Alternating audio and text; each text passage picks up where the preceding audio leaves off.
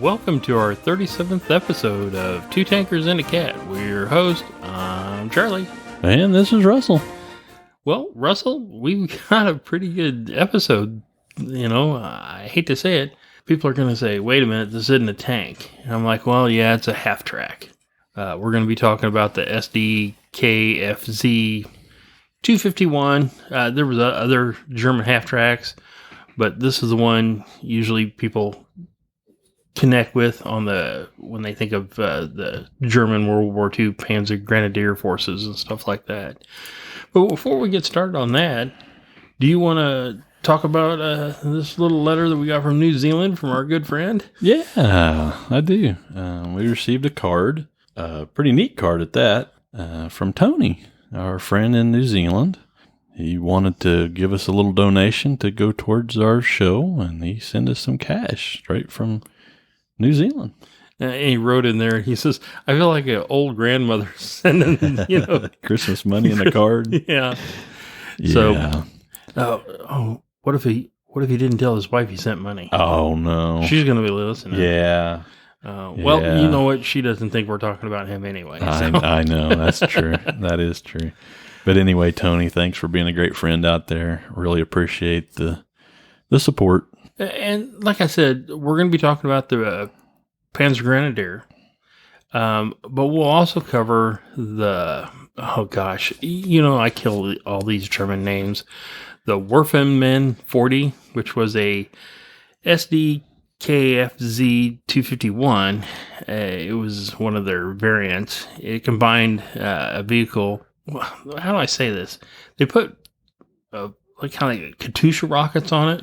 And they would use that like the Soviets had the Katyusha rocket thing where it would shoot out all the, I guess rocket propelled explosives. And I was sitting there watching on YouTube and I was like, oh, I've got to do an episode on this. Okay, Russ, tell us a little bit about this half-track tank. Yeah, the SD.KFZ.251 or Sondergraf Bajrug 251 half-track was a World War II German armored fighting vehicle. It was designed by the Hanomag Company based on its earlier unarmored SD.KFZ-11 vehicle. The SD.KFZ-251 was designed to transport the Panzer-Grenadiere, or the German mechanized infantry, into battle. The SD.KFZ-251s were the most widely produced German half-tracks of the war, with at least 15,252 vehicles and variants produced by 7 manufacturers. Some sources state that the SD.KFZ-251 was commonly referred to as simply Hanomags by both German and Allied soldiers after the manufacturer of the vehicle. This has been questioned and may have been only a post-war label. German officers referred to them as SPW, or Schützenpanzerwagen, or armored infantry vehicle, in their daily orders and memoirs. So basically, this is kind of one of those deals where they were calling, like the Shermans, they were calling them Bronson burners. That's not true. That it kind of happened after the veterans were talking about it, and they're like, oh, it lit every time like a Bronson. We found out they didn't call it that during the war. After that, it's kind of nickname they got it. Now, I wanted to touch on this. The Panzer-Grenadiere Mechanized Infantry Division, mechanized infantry is protected by armored carriers. If they are in trucks or on horse wagons and stuff like that, that is a motorized infantry. So if whatever they're riding in has a little bit of armor or has a gun on it or something, that's basically mechanized. And if it's just a truck, it's just a motorized. Motorized. Oh, interesting. All right, Russell, go ahead. There were 4 main model modifications, the Auffangsrang A through D, which form the basis for at least 22 variants. Now, I know there's 22 variants that wrote about, but I know at least 26 or 27. The initial idea was for a vehicle that could be used to transport a single squad of 10 Panzer-Grenadiers to the battlefield, protected from enemy small arms fire, and with some protection from artillery fire. In addition, the standard mounting of at least one MG-34 or MG-42 machine gun allowed the vehicle to provide suppressive fire for the rifle squad, both while they dismounted and in combat. Now, we're going to be able to put up some pictures on our Facebook and on our YouTube of what these things look like. But if you get a chance, you just need to look at some of these variants. Go ahead, Russ. I'm sorry. Yeah, the armor plates were designed to provide protection against standard rifle or machine gun bullets, like the 7.92 by 55 millimeter Mauser bullet. The front-facing plates were 14.5 millimeters thick. The sides were steeply angled, V-shaped 8 millimeter thick plates.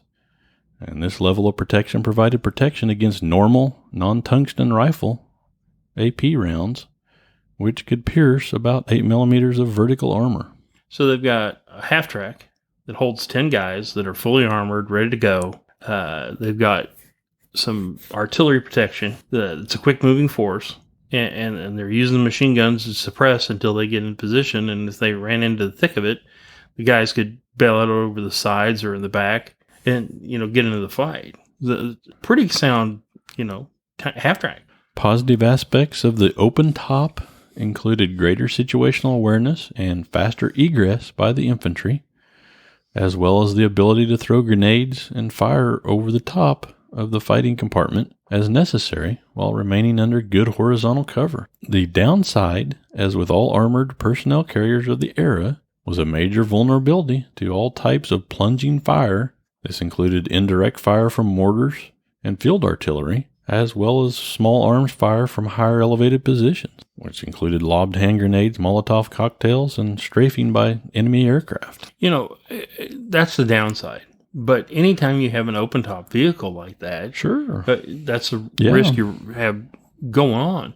But as they were cutting through the fields of the Soviet Union, like Kursk and stuff like that, not a lot of high points there. Yeah, so very true.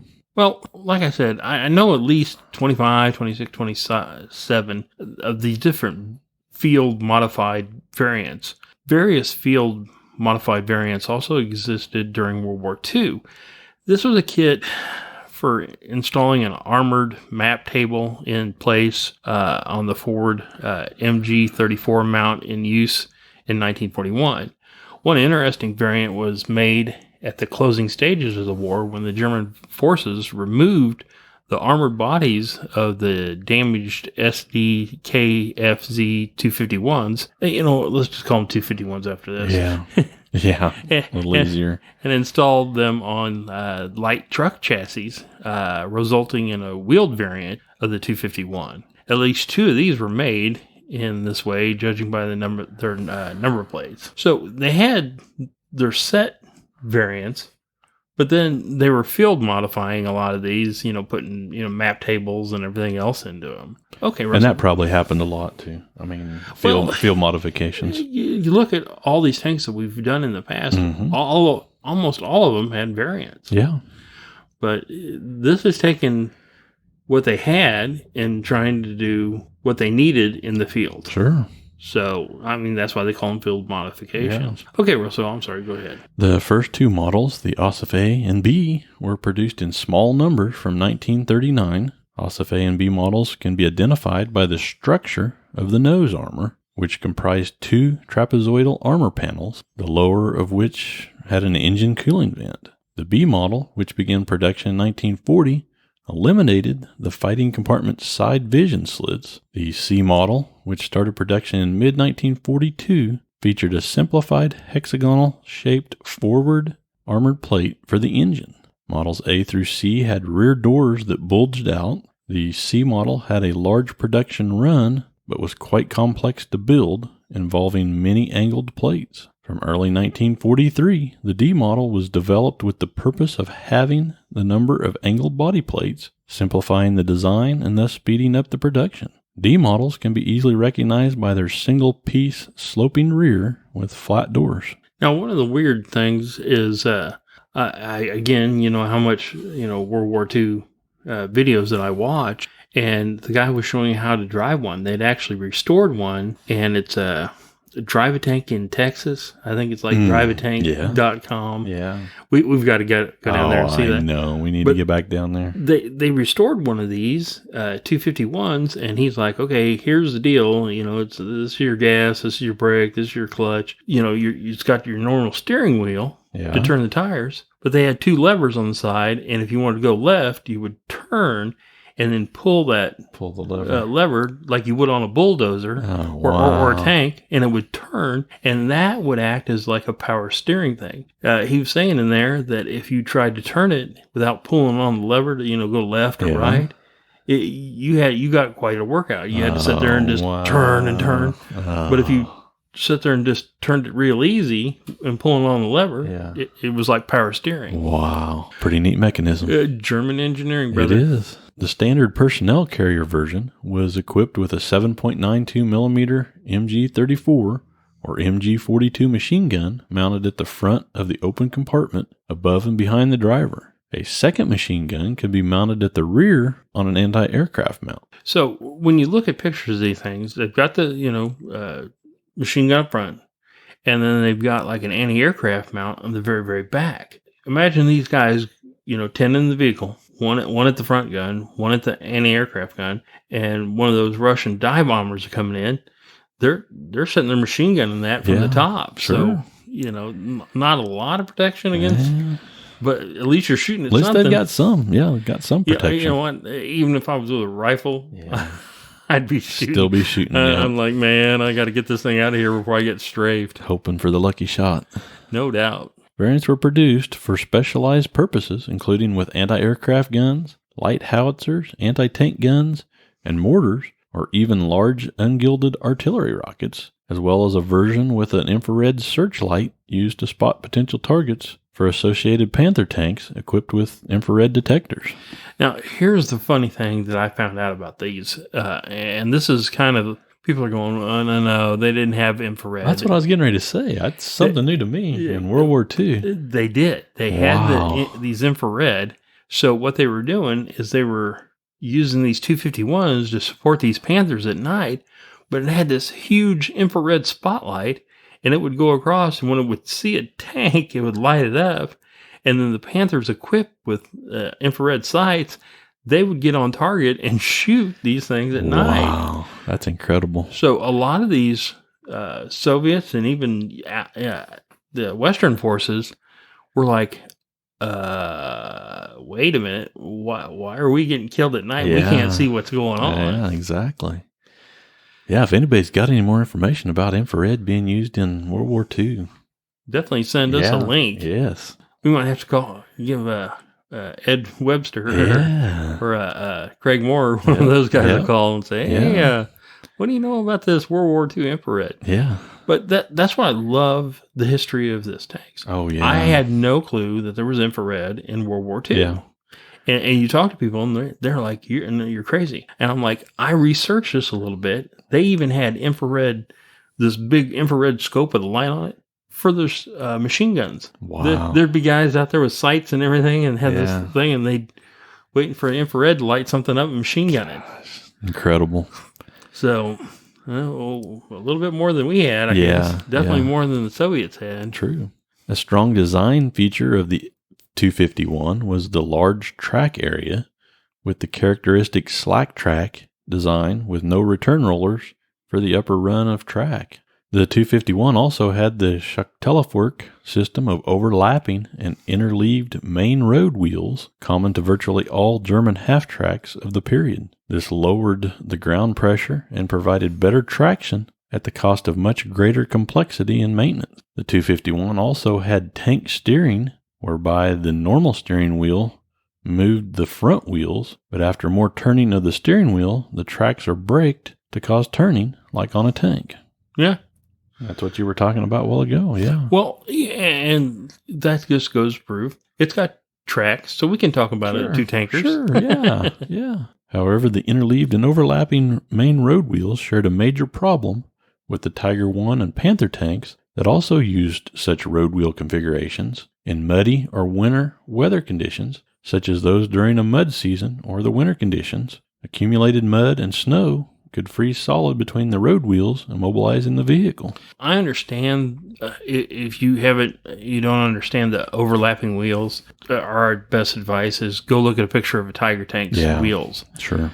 They'd have your main track wheels, and then they'd have overlapping tank wheels. Yeah. And it's kind of a weird. We got to see it down in Fort Benning because our friend Rob Cogan, I'm sorry, showed it to us, and we were like, well, if this was packed full of snow and ice and mud, how would you get it out? And I think it was Rob was saying, no, they actually have to pull out a blowtorch because it was frozen solid. Yeah, incredible. Yeah. Could you imagine sitting there with a blowtorch just trying to get ice and mud out of it? Wow. What a sloppy job. Yeah. The early production models of this vehicle were issued to the 1st Panzer Division in 1939. And some of the variants were like the 251-21, they called the drilling, or the MG-151. This was an anti-aircraft ground variant equipped with a triple mount drilling in German means triple. I didn't know that. Yeah. Okay. MG-151 autocannons. The triple mount was belt fed.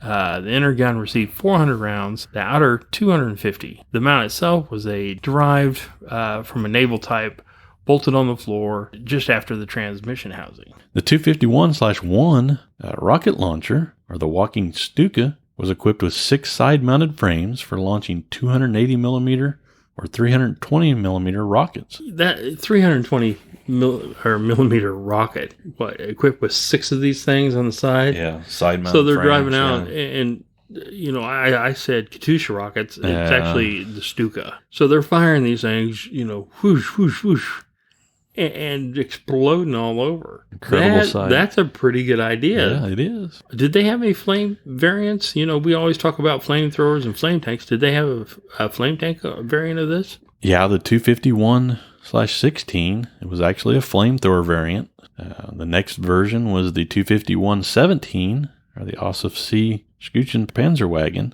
This anti-aircraft vehicle was armed with the Flak 38 20 millimeter or 0.79 inch auto cannon on a pedestal mount, and it was actually protected by a large curved shield, and the hull accommodated folding panels to allow for more traverse of the gun. So they've got basically 2 anti-aircraft one, the drilling, which has got 3, anti-aircraft guns. Then they've got this one that's got an anti-aircraft, 20 millimeter cannon on it. That's a great idea. Yeah, it is.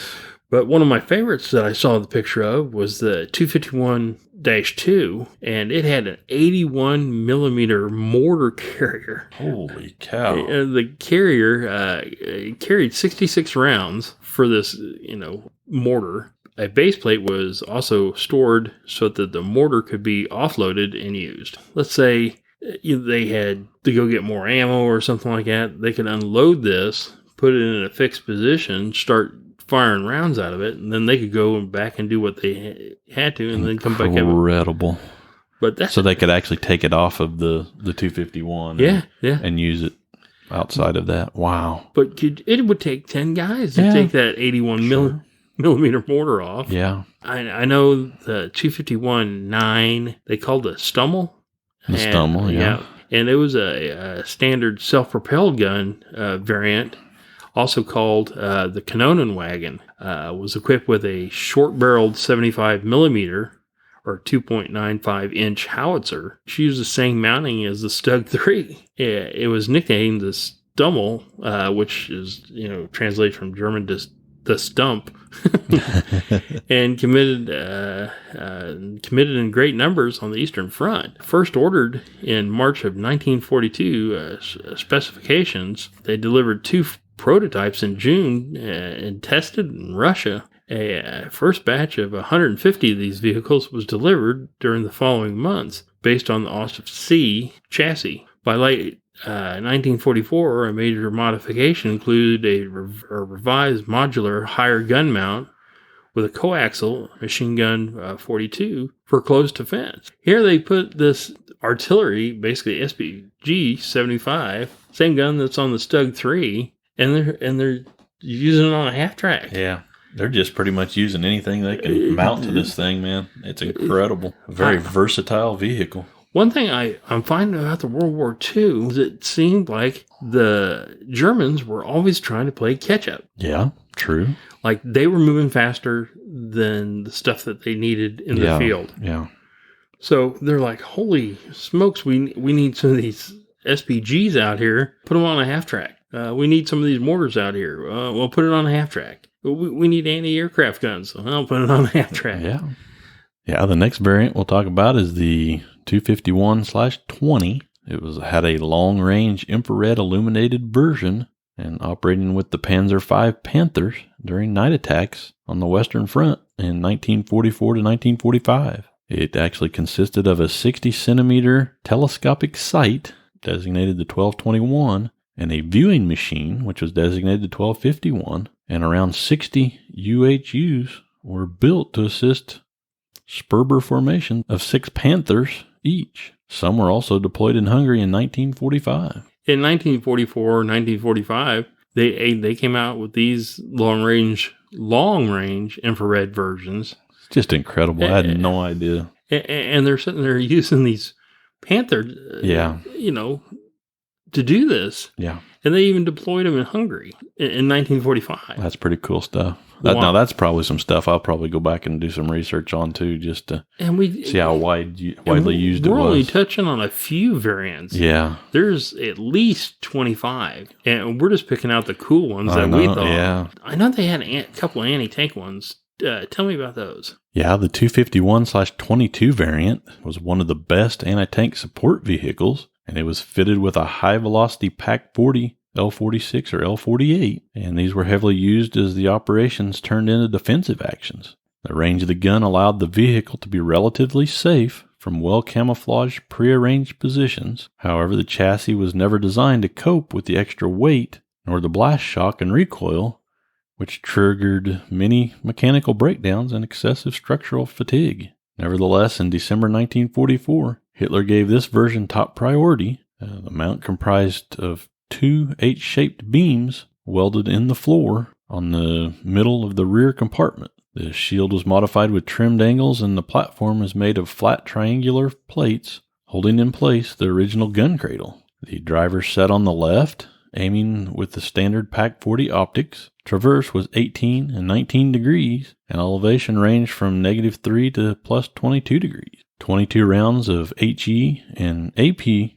shells were stored. Usually the crews carried extra rounds in loose containers, stored wherever possible. Production figures are elusive, but perhaps 1,200 vehicles using the OSIF D bodies. Hitler, in December 44, is told, hey, we don't have the tanks to slow these boys down. And they're like, okay, we've got these PaK-40 guns. Let's go ahead and let's put them on the half track.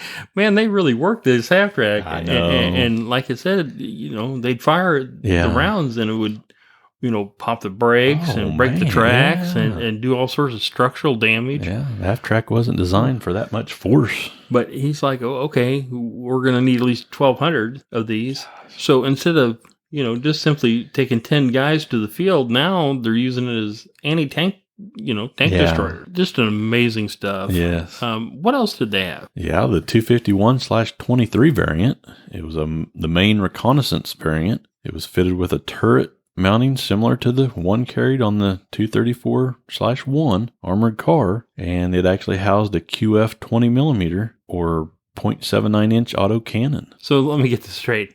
Now they put a turret on it. Oh. So they've turned this poor half track that was made. I'm telling you, we're going to have some interesting photos of this. We are. We'll put on Facebook. And a lot of people can just go to Tank Encyclopedia, and they have artist renditions of these that are pretty cool. Sweet. But now everybody says, well, you're not supposed to be talking about half tracks. You're supposed to be tankers. Well, it's got a turret. It's got a turret. It's got armor. It's got tracks. What more do you want? And it's shooting at enemy tanks. Okay. Very, very versatile vehicle. And one of the cool ones I found, getting closer to the end of the war, they were running out of fuel. Now, this is amazing, folks. I was blown away with this. They were running out of gas, like most historians will tell you.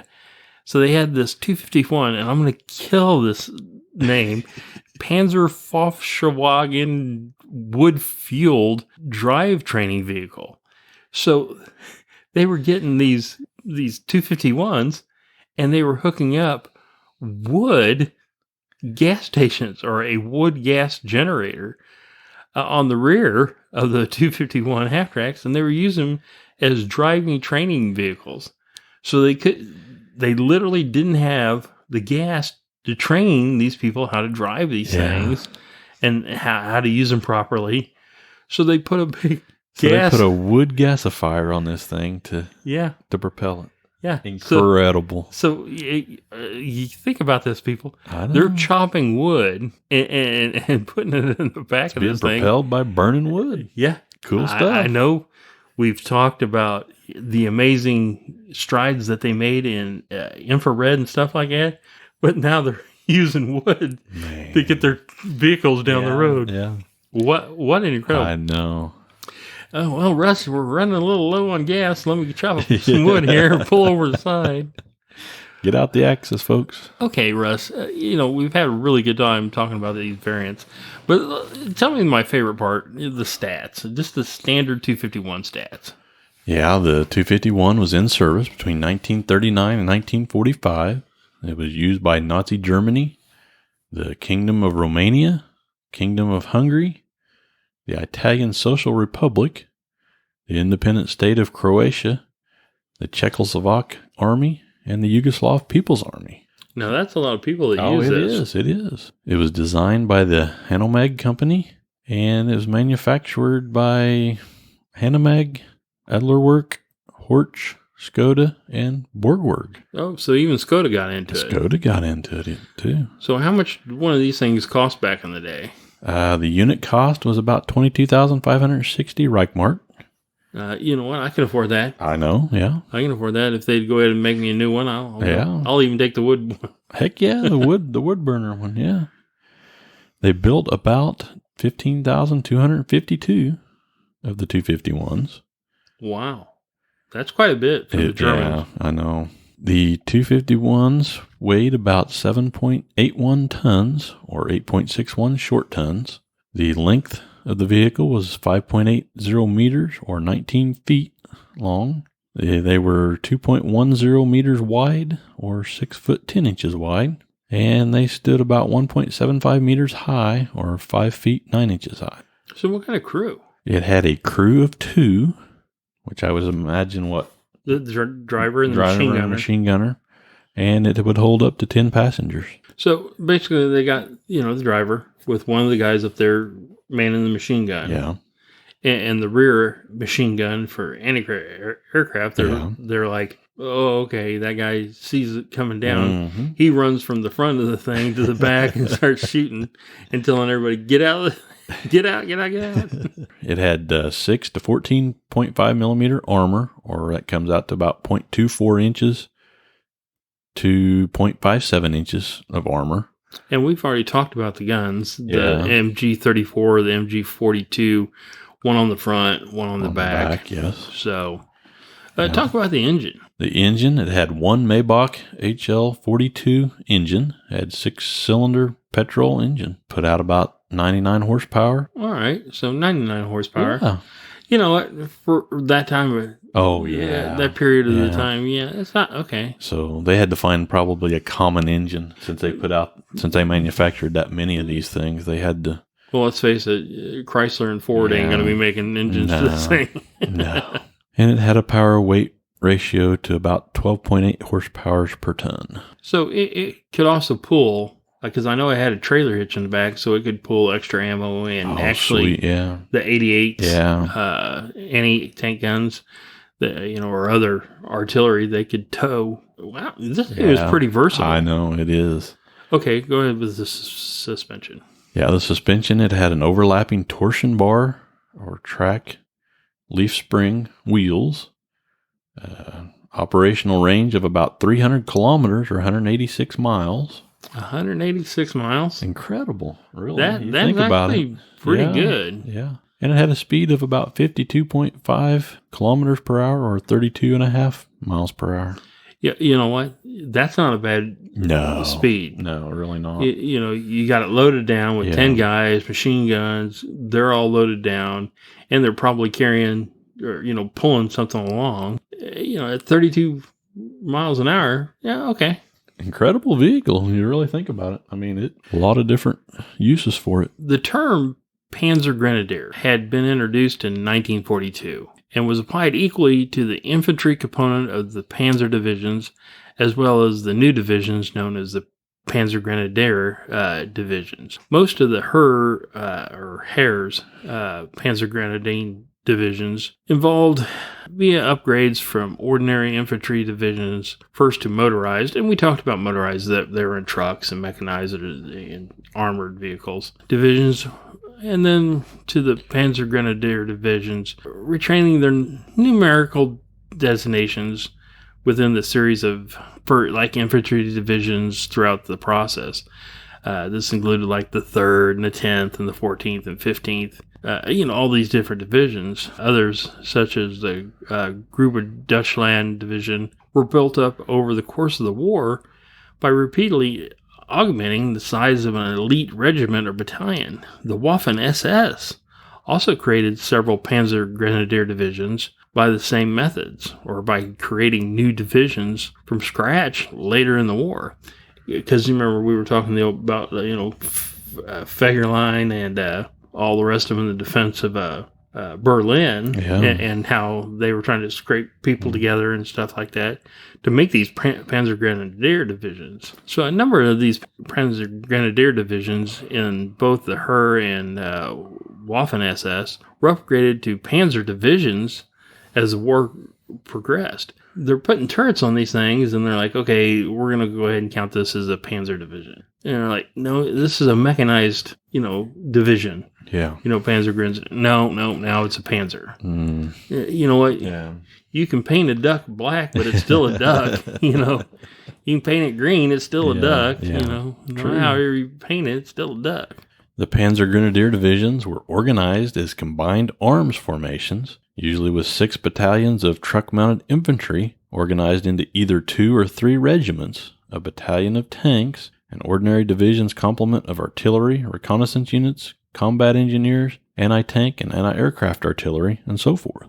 All these support elements would also be mechanized in a Panzer-Grenadier division, though most of the artillery, anti-tank, and anti-aircraft elements were equipped with weapons towed by trucks rather than the relatively rare armored, self-propelled models. They're bringing in these anti-aircraft elements and these anti-tank elements, even artillery elements, but instead of using what they mechanized, like we said, using armored or their own armored carriers, they're using trucks. So again, they're trying to paint it into something that it's not. In practice, the Panzer-Grenadier divisions were often equipped with heavy assault guns rather than tanks, one armored regiment with 3 battalions of 14 assault guns, each of them due to a chronic shortage of tanks throughout the German armed forces. A few elite units, on the other hand, might have the tanks plus a battalion of heavy assault guns for their anti-tank element, and armored carriers for some of their infantry battalions as well. What we're trying to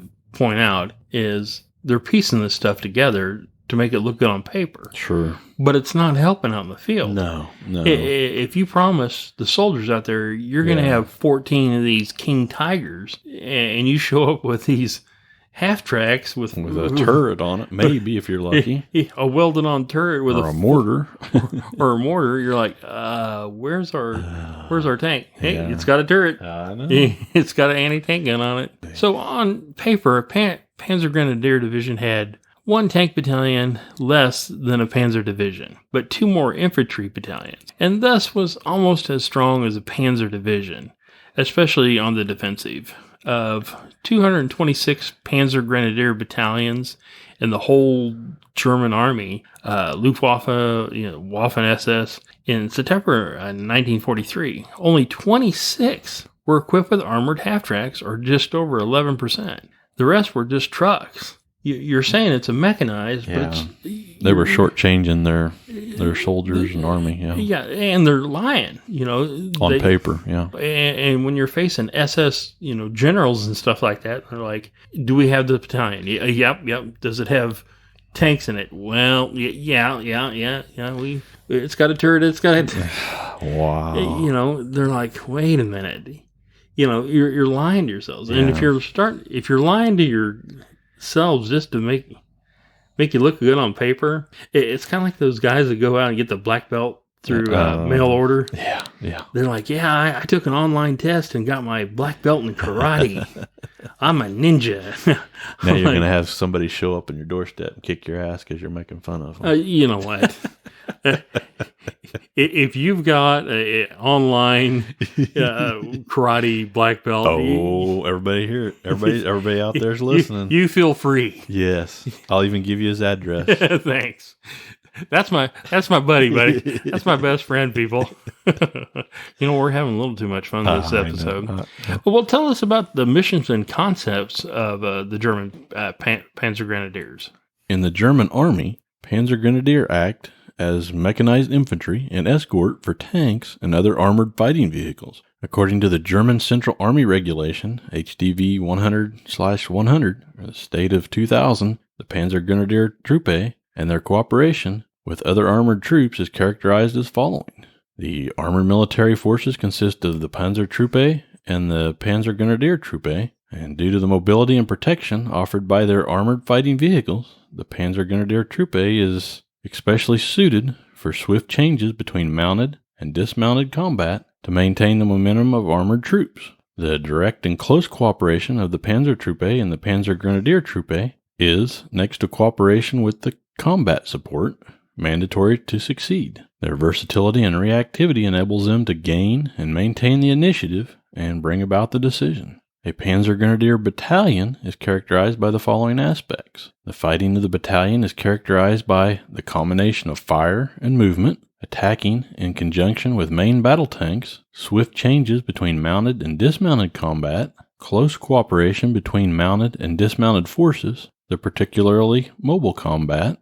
You know what? I hate to butt in, but again, that was their mission statement. And what it boils down to, we're going to have these heavy tanks. We're going to be supporting them. When the heavy tanks run into something tough, or, they run into, tank traps and stuff like that, they're supposed to go around. These mechanized infantry divisions are in support of this. But if you take those tanks away and they're using these, like we said, these 251s with guns on them as your main battle tanks, you're lying to yourselves. I know. Well, what a great episode. It was. Russ, I had a lot of fun. Yeah. And now I'm going to have a bunch of, wannabe ninjas at my front door. Like I said, I'll give you his address. Yeah. Just remember. Just let me know when you're going to show up so I can video record it. Yeah. Send to our friends out there. Yeah. You know what? That's all I need. Bunch of, 40-year-old fat kids, We might actually put you on pay-per-view someday. I'll knock them out. I will. If you're a paper tiger, you know what? I'm old. I got scars, and I was a cop for 25 years. You know what? You know what you call an old fat cop? Oh, yeah. By the way, a survivor. If there's anybody out there that ever runs across Charlie online, ask him someday about punching a buffalo in the face. See, Russ is giving my secrets away.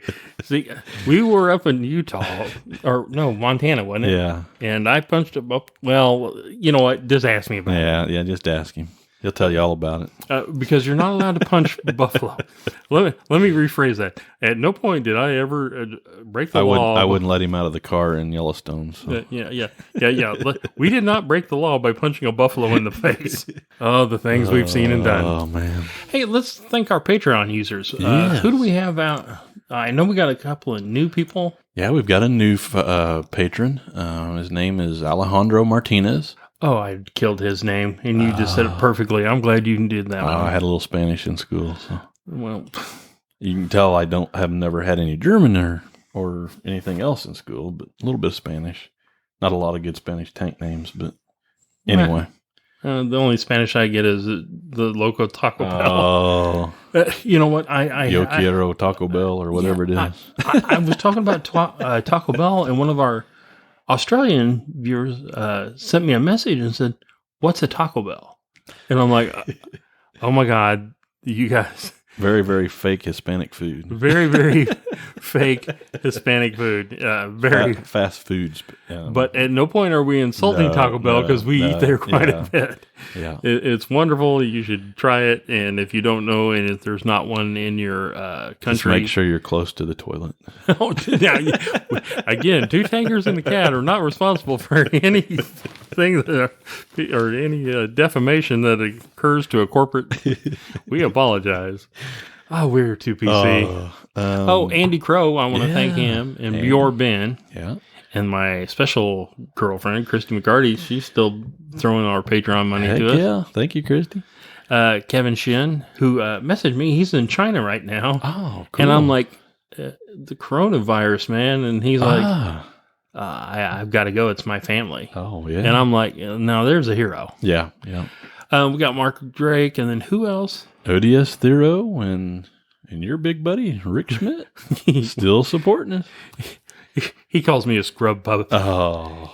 He watches me when I play World of Tanks, folks. If you haven't watched, I'll post it sometime and you can come watch me.